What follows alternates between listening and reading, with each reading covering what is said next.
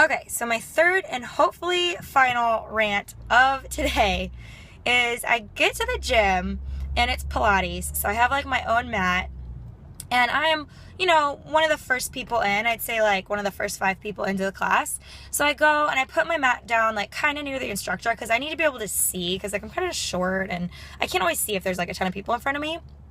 And put my mat down, go to get a drink of water because they have like a fountain in the back. And when I get back, this big guy, like, put his mat like a foot away from mine, like right in front of me.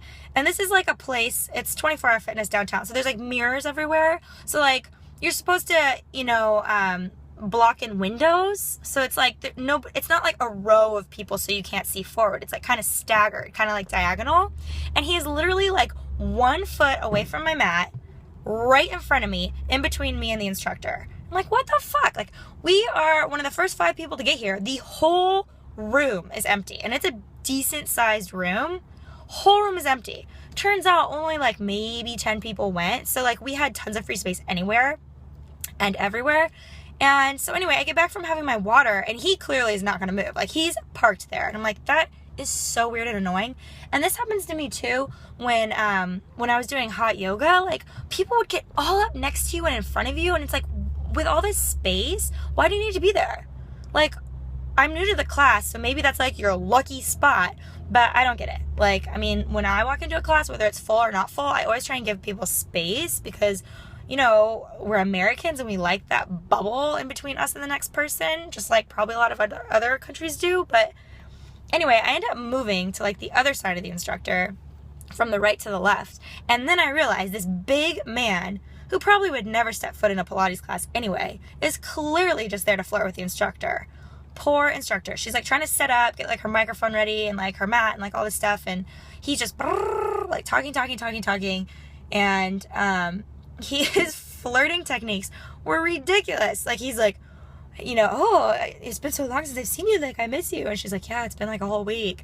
And he's like, yeah, well, want to know what's new? I took a girl out. Yeah, like we went on a date. And she's like, oh, cool. Like I hope it went good. He's like, yeah, what do I do? I got all these girls trying to ask me out. I had to take at least one out.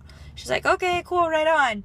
And he's like, oh, so I work out a lot. Like I'm like super active. Like every day I'm doing something active. That's like why I'm in this class. And after this class, I'll probably do another class and like then I'll go run and blah blah. She's like, okay, awesome.